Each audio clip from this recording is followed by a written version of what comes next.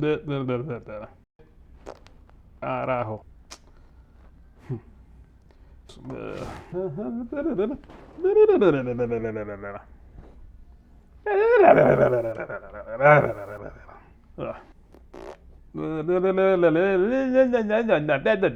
I'm delusional or I don't know anything about movies.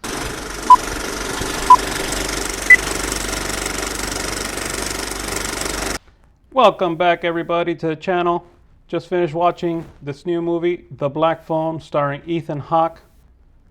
You might remember Ethan Hawke in movies like Training Day. Also directed by Scott Derrickson. He directed Doctor Strange, the first one, and another movie, Sinister. It's another horror movie. This movie is considered a horror movie, but it's more of like a suspense type thriller, in my opinion, though it is classified as a horror. Let's check out what the info says here. Finney, a shy but clever 13-year-old boy, is abducted by a sadistic killer and trapped in a soundproof basement where screaming is of little use. When a disconnected phone on the wall begins to ring, Finney discovers that he can hear the voices of the killer's previous victims, and they are dead set on making sure that what happened to them doesn't happen to Finney. Going over the cast and crew here, Ethan Hawke, he's not the main character, but he's the killer, and they call him the Grabber. Mason Thames is Finney, his sister is Gwen, and the director, Scott Derrickson. Basically, this movie takes place in the late 1970s, and what happens is there's child abductions that have happened, so the kids are kind of aware of things that are going on like that. Basically, the movie takes place in the 1970s. This Finney gets abducted by the Grabber. This happens during the middle of the film. In the first act of the film, they're basically building up these characters. Finney is like a 13-year-old boy that's going to school along with his sister. The father of them is a drunk, and in the middle of the film, he gets abducted by the Grabber.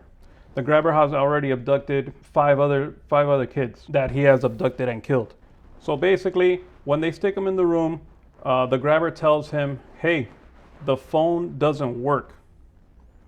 But for some reason, the phone does start working. And basically what that entails is that the spirits of the 5 kids are in the room and they start calling the number.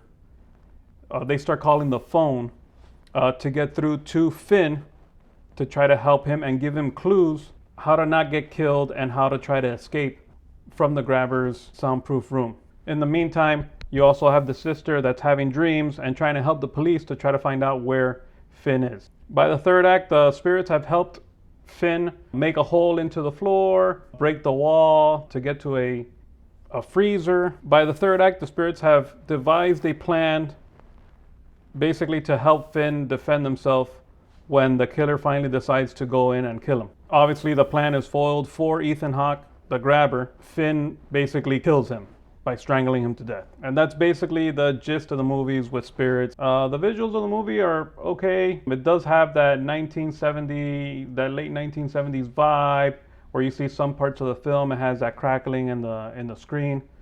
Yeah, it's okay. It's not bad. One of the gripes is that they consider this a horror film, but it's really not that much of a horror film. I don't know what to say.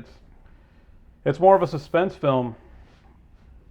If I got scared, it was probably once when you first find out that he's talking to the spirits, because they pan over, you see one of the kids that has like slashes on his face. As far as ratings are concerned, here Rotten Tomatoes gives this movie an 83%, and the audience gives it a 93%. I don't know. I don't know what people are watching, honestly.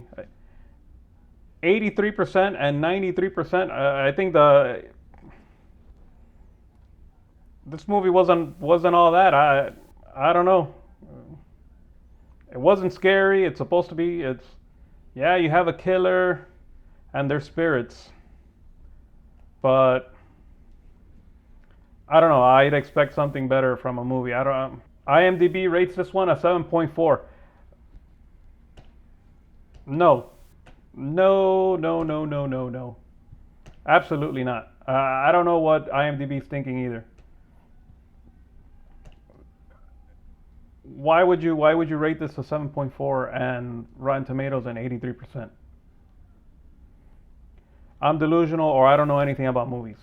Which it's looking like that. I give this movie a 5.5 at best. A 5.5.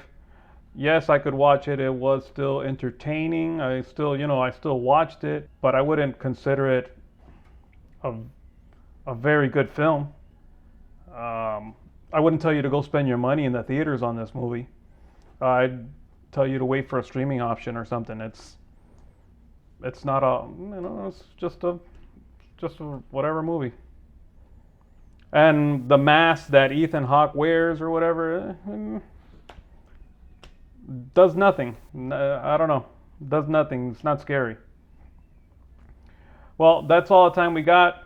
I hope you guys enjoyed the review. Remember, it's a new channel. Like, comment, and subscribe. And remember, as Ethan Hawke always says, elephantitis is when something gets bloated and ugly like your ass.